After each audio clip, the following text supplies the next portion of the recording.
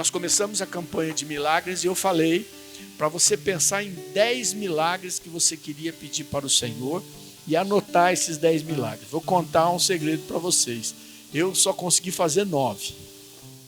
Né? Assim, que é milagre mesmo, que eu falei que eu quero medir, não é nessa campanha, qual deles o Senhor vai me dar, quiçá os 10 milagres, não é? E a gente compartilhou a diferença entre cura, milagre. E se você não fez a tua lista de milagres, faça a tua lista de milagres para rezar por ela.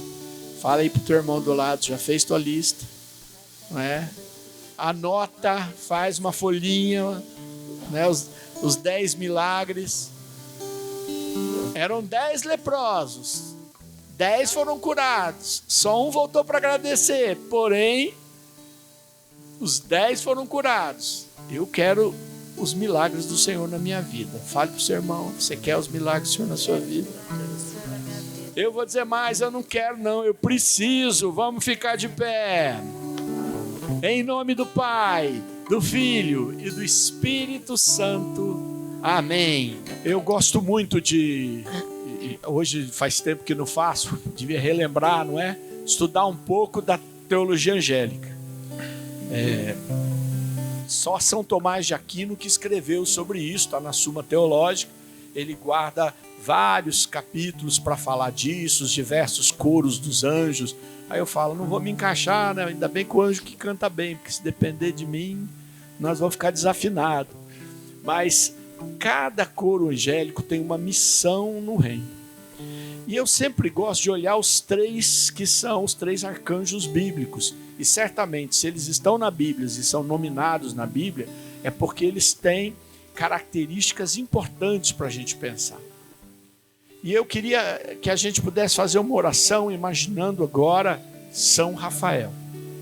São Rafael talvez seja o que menos a gente escuta falar, né? A gente escuta falar mais de São Miguel, porque as pessoas estão sempre correndo do diabo, então elas estão sempre preocupadas com São Miguel. Mas a gente também nunca pode deixar de lembrar de São Gabriel, o anunciador, o profeta, São Gabriel com Daniel, São Gabriel com Maria. E às vezes a gente não dá atenção para o arcanjo São Rafael. E ele tem algumas manifestações na Sagrada Escritura que eu acho que nós estamos precisando muito. Primeira delas, ele surge diante da oração de Tobite para que alguém leve o seu filho Tobias para ir buscar um dinheiro que ele havia emprestado para um parente muito distante que eles não sabiam como ir. E às vezes a gente não dá atenção para essa parte, né? E às vezes a gente está passando uma fase que a gente precisava que alguém nos levasse aonde a gente pode receber o dinheiro para pagar as nossas contas. E a gente, para quem a gente pede quando os problemas são de ordem financeira? Pedimos, claro, para Deus, mas quem vai nos conduzir? Você já parou para pensar em pedir para São Rafael ou seus anjos aparecerem para te guiar? Pois pense nisso que nós vamos rezar. Segunda coisa de São Rafael que me toca muito é que ele aparece na forma humana. Não é o que acontece com São Miguel, e mesmo com São Gabriel a gente também não tem essa clareza de que ele esteja na aparência humana diante de Nossa Senhora.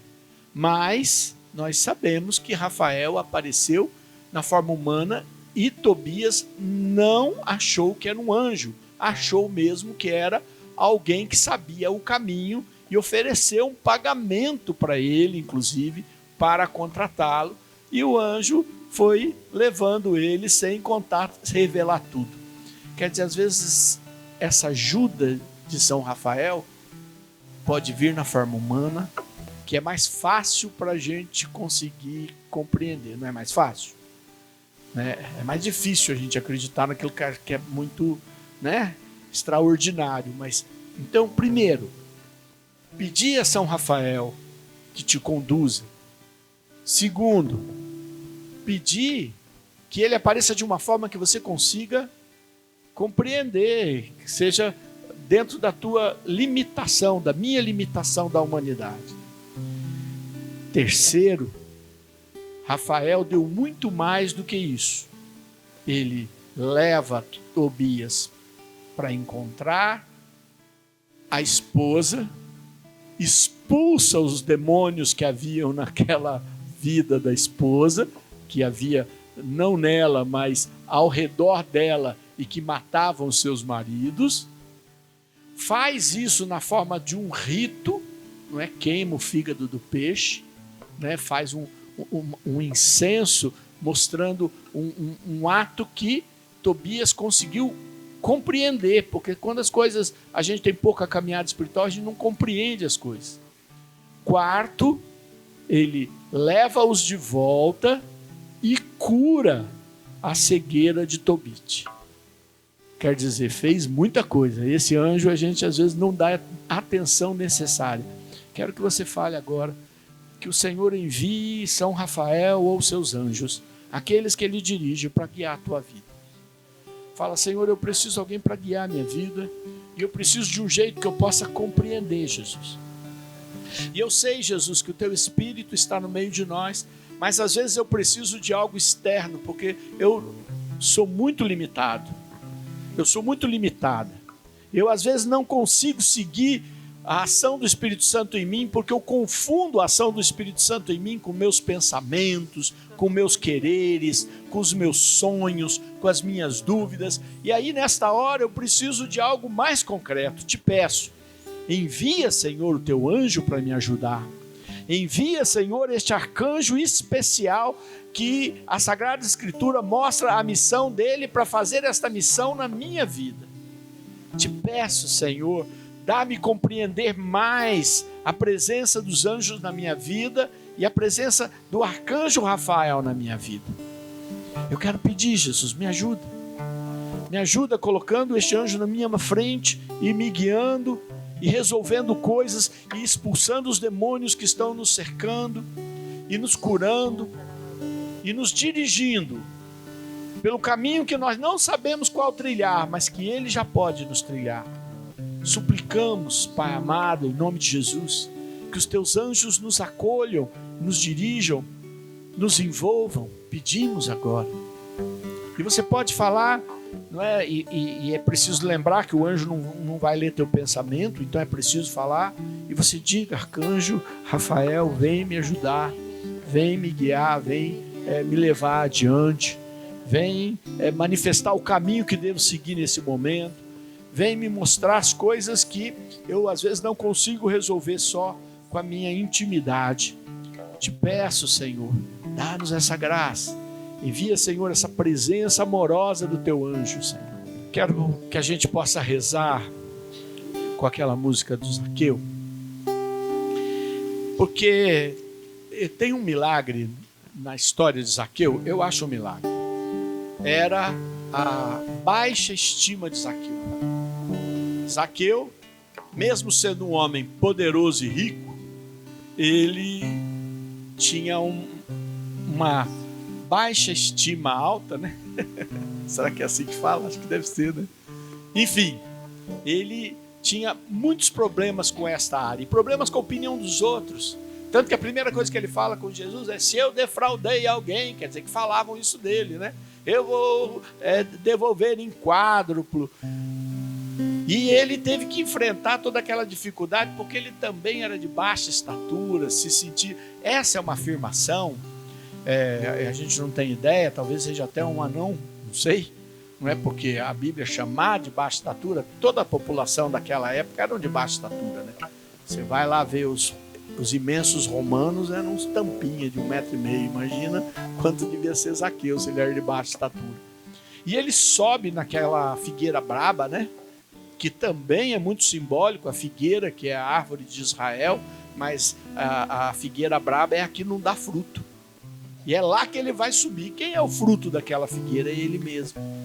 Então a gente vai cantar pedindo para o Senhor um milagre com a nossa estima, com o jeito que a gente se vê, com o jeito que a gente se ama, com as coisas que muitas vezes quando a gente quer fazer mais é porque a gente se sente menos. Fala para Jesus agora que você quer uma cura interior, que você quer uma cura da tua autoestima, você quer uma cura do teu jeito com que você se vê.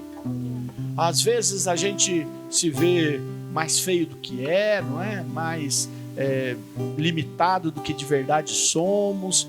Às vezes nós gostamos de insistir nas nossas virtudes e qualidades e méritos exatamente porque a gente não está bem com a gente mesmo. Então fala para o Senhor vir curar. Que assim como ele fez com Zaqueu aquele dia, quando ele disse, hoje eu vou entrar na tua casa, e aquilo transformou a vida daquele homem, que Jesus hoje possa entrar na nossa casa e fazer esse milagre dentro de nós. O primeiro grande milagre que talvez precisemos seja dentro de cada um de nós, dentro da nossa casa mesmo. Então fala para o Senhor que você quer buscar este milagre, quer receber este milagre. Fale com Deus, lembre-se, é um grupo de oração, não dá para só eu falar, é preciso que você fale com o Senhor, fale como você se sente, fale do teu coração, fale das coisas que você sempre se comparou com outras pessoas, se comparou com as pessoas da sua família também, às vezes, e isso te diminuiu. Ou às vezes pessoas que te diminuíram, pai, mãe, tio, avô, avó, professor, chefe, patrão, padre, sei lá, muitas vezes você pode ter passado por humilhações e ter achado merecedor delas. Então fala para o Senhor agora. Às vezes o sucesso dos outros, que você nem sabe se é sucesso de verdade, mas foram te oprimindo. Então é uma libertação que você precisa dentro de você, que eu preciso dentro de mim mesmo. E é isso, nesse momento que eu quero pedir, Senhor, faz essa obra como fizeste com Zaqueu. Como Zaqueu, eu quero subir o mais alto que eu puder, só pra te ver e olhar para ti e chamar sua atenção para mim. Eu preciso de ti, Senhor. Faz isso a tua oração profunda mesmo. Eu preciso de ti, ó Pai. Sou pequeno demais, me dá a tua paz, largo tudo pra te seguir. Entra na minha casa, entra na minha vida, mexe com minha estrutura, sara todas as feridas, me ensina a ter santidade. Quero amar somente a ti, porque o Senhor é meu bem maior. Faz um milagre em mim.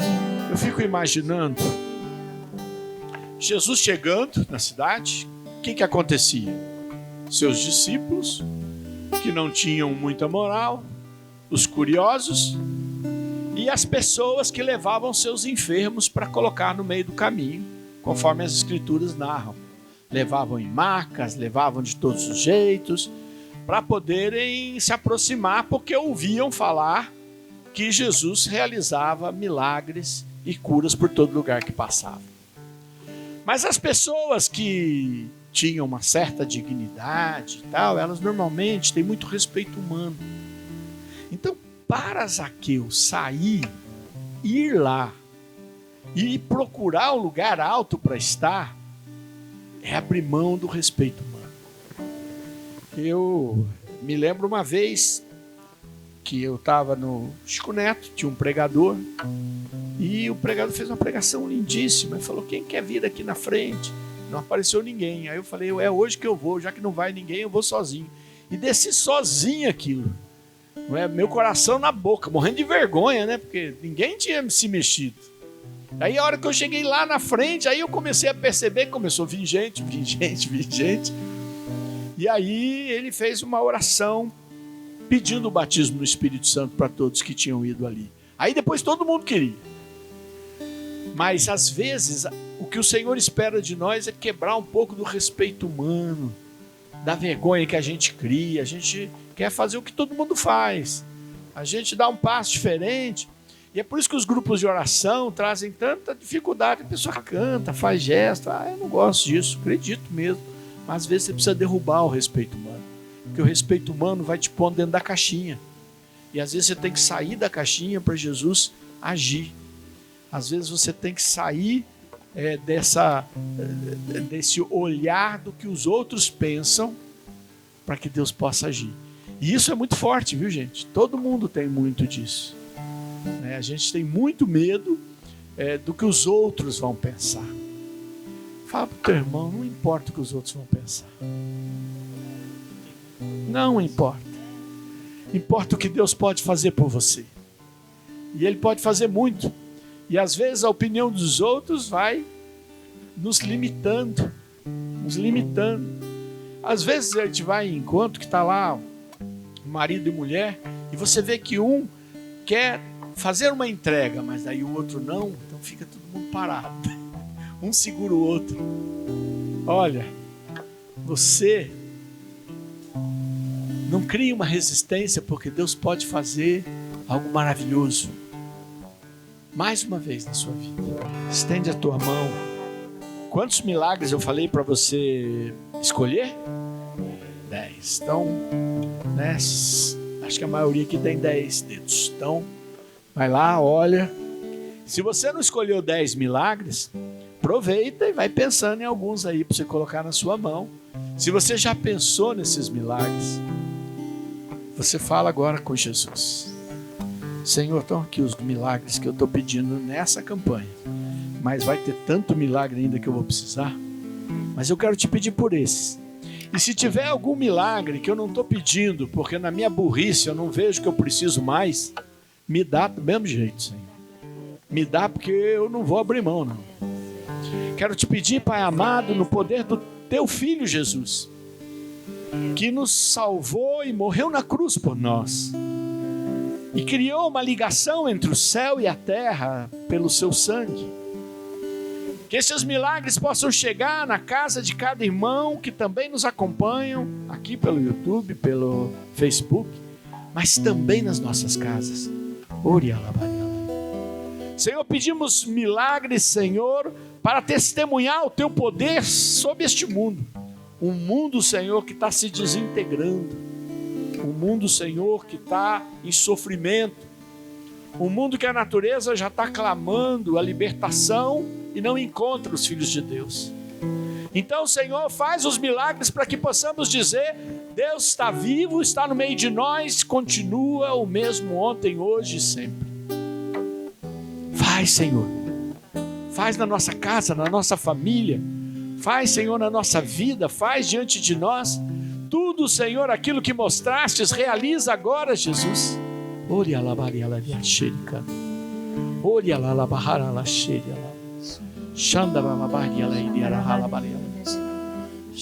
Mostra tua mão para o teu irmão faz o sinal da cruz na tua mão e fala: Senhor, te conceda os milagres que serão bons para a sua vida. Faz o sinal da cruz na mão do seu irmão. Vai, Senhor, vai, Senhor, agindo com teu poder milagroso, indo aonde nós não somos capazes de chegar, nem tocar e nem fazer, mas tu podes tudo. Vai, Senhor, agindo porque és rei, Senhor. Vai, Senhor, porque nos ama, e porque nos ama fazes mais do que podemos pedir ou pensar. Senhor, pedimos, realiza, Senhor, agora. Realiza, Senhor, aquilo que não somos capazes de realizar, mas que para ti nada é impossível. O Evangelho de hoje nos proclama: Ele fez o impossível e continua fazendo. Mas o motor do impossível é a nossa fé. Diga sim ao Senhor. Diga: eu creio, Senhor. Pega a minha fé, Senhor, pequenina, e faz o impossível.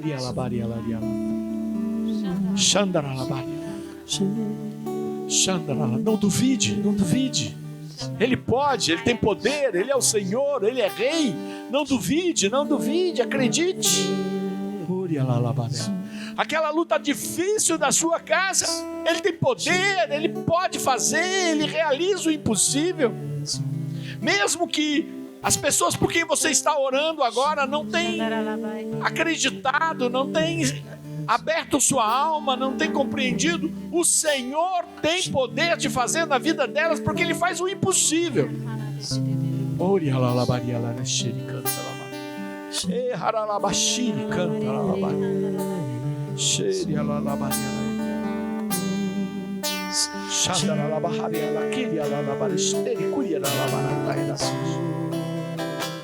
Evangelho de Lucas, capítulo 18, versículo de 1 a 8. Lucas 18, 1 a 8. Isso, pegaram? Quem não pegou ainda? 1 a 8. 18, 1 a 8. E diz: propôs-lhes Jesus uma parábola, para mostrar que é necessário orar sempre, sem jamais deixar de fazê-lo. Havia em certa cidade um juiz que não temia a Deus, nem respeitava pessoa alguma. Na mesma cidade, vivia também uma viúva que vinha com frequência à sua presença para dizer-lhe: faze-me justiça contra o meu adversário. Ele, porém, por muito tempo, não o quis. Por fim, refletiu consigo: eu não temo a Deus, nem respeito os homens. Todavia, porque esta viúva me importuna, lhe farei justiça, senão ela não cessará de me molestar. Prosseguiu o Senhor: ouvi o que diz este juiz injusto? Por acaso não fará Deus justiça aos seus escolhidos, que estão clamando por Ele dia e noite? Porventura tardará em socorrê-los? Digo-vos que em breve lhes fará justiça. Mas quando vier o Filho do Homem, acaso achará fé sobre a terra? Palavra do Senhor. Pois bem, uma das coisas necessárias para que um milagre aconteça é você pedir o milagre. Como é que você quer que Deus mova a realizar um milagre que você mesmo não pediu? Ah, mas Ele pode fazer? Claro que Ele pode. Ele pode consertar o mundo, não pode? Ele pode retirar os maus, fazer os maus serem transformados em outras pessoas, não serem mais aquelas pessoas. Ele pode fazer tudo, Ele é Deus, Ele pode fazer inclusive um mundo novo. Falar esse eu já não quero mais. E aí pegar um mundo novo, escolhe um dos milhares de planetas em alguma das milhões de galáxias de alguma das estrelas e faz um novo.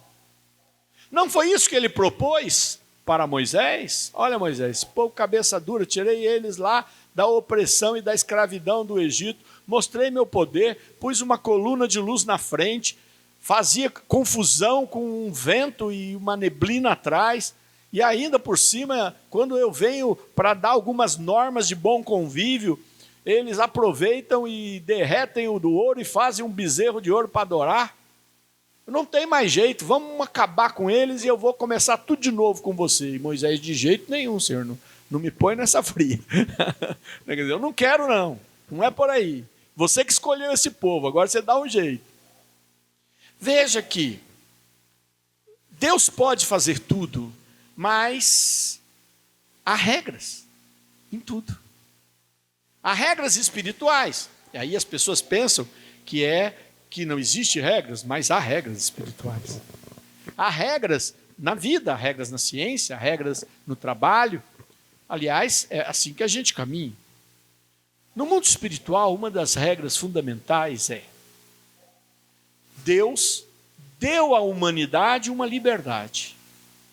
E Ele não intervirá na liberdade, mesmo que ela nos encaminhe para a ruína, se nós não pedirmos para que Ele haja. Deus não vai agir sem que você lhe permita ou peça. Consegue entender isso? Porque Ele criou esta ordem que é: eu fiz você, homem, mulher, humanidade, eu fiz você. Diferente de todas as outras espécies, eu fiz vocês com o livre arbítrio. E a partir do momento que Deus age contra a tua liberdade, Ele deixou de fazer de você o humano que Ele criou, a sua imagem e semelhança de Deus. Talvez a gente devesse dizer, e há orações nessa direção: Senhor, tira a minha vontade, né? Porque é mais fácil. Porque eu quero fazer a tua vontade, então tira a minha, que daí eu faço só a sua. Ora, quando Jesus assumiu a sua humanidade, e Ele estava lá no Getsemane, suando sangue, pelo sofrimento que teria, o que Ele diz? Faça a sua vontade e não a minha. Então quem tomou a decisão? Ele. Ao dizer, faça a sua vontade e não a minha, eu estou tomando a decisão de não fazer o que eu ia fazer e fazer aquilo que você está me pedindo, que é dar a minha vida e assumir o pecado de toda a humanidade. Uma coisa terrível, mas eu escolhi. No caso, Jesus escolheu. Eu não escolhi isso não, Jesus escolheu. Não quero carregar o pecado de vocês não, Jesus já carregou. Não aguentaria nenhum meu, se Ele não carregasse. Essa liberdade que Ele deu até na humanidade do seu Filho Jesus, que é Deus com Ele, é a nossa liberdade. Então eu preciso ligar as coisas. Eu preciso orar para que as coisas aconteçam. Eu preciso orar para que haja libertação na minha casa. Eu preciso orar para que o diabo não fique me atormentando e fazendo confusão. Eu preciso orar pelas coisas que eu preciso fazer e que eu sinto que devo fazer, seja no teu dia a dia, seja na tua missão, seja no teu trabalho. Tem que orar por isso. Porque quando eu oro, eu ligo e faço Deus agir. E se eu não oro, não tem ligação, e aí eu estou à mercê da minha própria vontade. E vou acertar, e vou errar, e vou fazer coisas boas, e vou fazer coisas menos boas. Porque eu tenho coisa boa em mim, você tem coisa boa em você, você tem coisa boa em você. Mas isso não é o suficiente, eu preciso fazer aquilo que Deus quer, e para isso eu tenho que orar para que aconteça. Então os milagres precisam que a gente ore. Fale para o seu irmão, você tem que orar pelos milagres que você escolheu. Orar. Senhor, age, Senhor, eu estou pedindo esse milagre aqui, ó. Age, Senhor. Age. Veja que esta palavra, ela é muito abençoada. Primeiro, porque ao terminar, o versículo final fala: mas quando vier o Filho do Homem, acaso achará fé sobre a terra? Ele está dizendo o seguinte: para você rezar, você precisa ter fé. Porque se você não acredita que há alguém te ouvindo, e que esse alguém que está te ouvindo tem poder para fazer, não adianta. Para que serve uma oração se eu não acredito? A base da oração é a fé. Eu preciso, primeiramente, crer que Ele existe. Porque eu vou rezar, eu tenho que acreditar que Ele existe.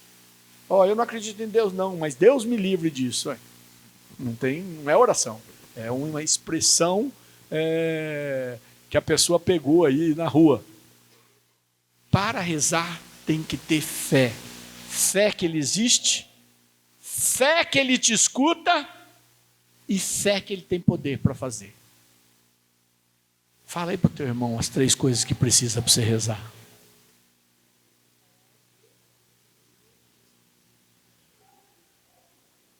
Vamos lá.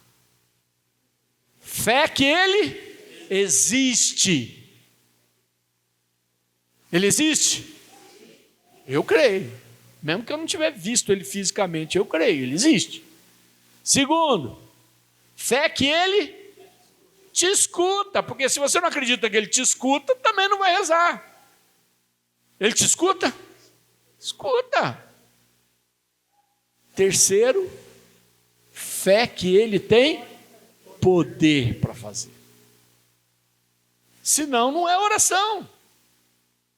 Então, quanto mais você alimentar essa fé, mais certeza você tem de que Deus está com você e te ouvindo, mais certeza de que Ele te escuta, e mais certeza de que Ele tem poder, mais perto você está de que o milagre aconteça. E é por isso que a parábola de Jesus, veja que isso é uma parábola, né? É uma história que Jesus está contando. Não existe esse juiz injusto que não acredita em Deus. Não existe essa viúva. Quer dizer, pelo menos aqui era uma história. Mas Jesus termina dizendo: será que quando eu voltar, as pessoas estarão acreditando ou ninguém mais vai estar rezando porque ninguém mais acredita? Ninguém mais acha que faz diferença rezar. Ninguém mais acha que tem que falar com Deus. Ele está dizendo: será que vai achar fé? Senhor, espero que você ache. Não sei quantidade, mas eu espero que você ache.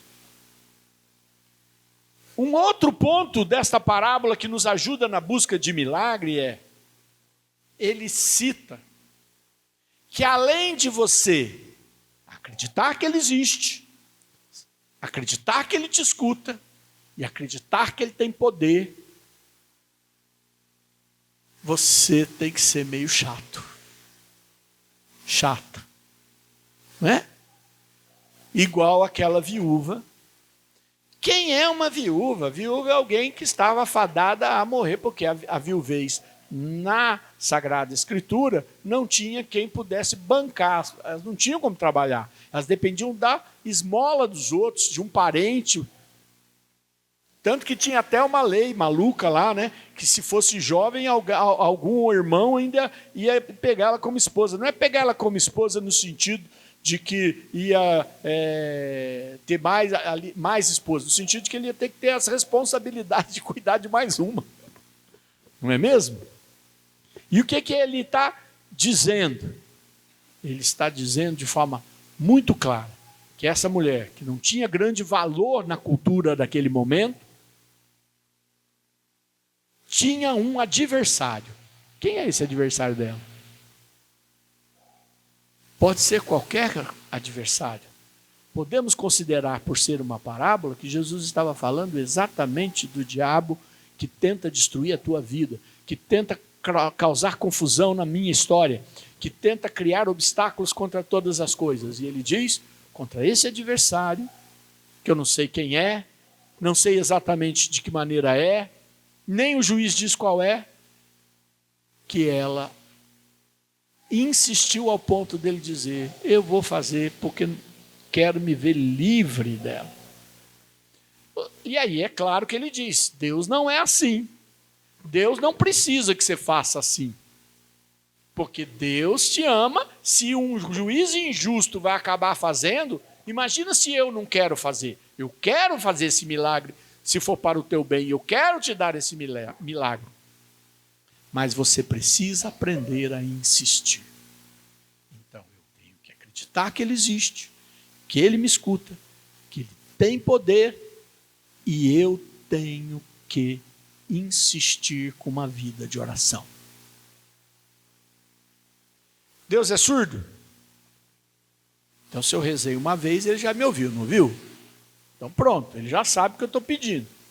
Mas ele fala: minha filha, Délia, eu sei, eu já sei o que você quer. Eu entendo. É Deus dizendo. Deixa eu ver. Você diz: mas eu preciso muito, por favor. Ele fala: ai, meu Deus do céu. Toma. Toma, porque eu tenho muita coisa para fazer e eu preciso ouvir tantos pedidos. Claro que isto é uma alegoria, né? É uma figura de linguagem. Mas é uma figura de linguagem que tem uma razão de ter sido dita por quem? Quem contou essa história? E olha a diferença. Uma coisa é quando uma narrativa da Sagrada Escritura, do Antigo Testamento, que é menos importante ainda, ou uma narrativa do Novo Testamento está contando um acontecimento. Quando você vê um acontecimento na Bíblia, você sabe que ele tem importância, mas você vai olhar aquilo como um acontecimento. Neste caso, não é um acontecimento. Jesus está dando um ensinamento através de uma parábola. Então, ele está dizendo para nós: você quer o teu milagre? Acredite em mim. Saiba que eu posso. E fala bastante comigo. 4 pontos fácil, né? Para quantos? Milagre? 10. 10 milagre, 4 passos. Essa semana é a semana de você todos os dias pegar lá a tua listinha e pá, plá, plá, Senhor, Senhor, Senhor, Senhor, Senhor, Senhor, Senhor, e falar com Ele. Amém?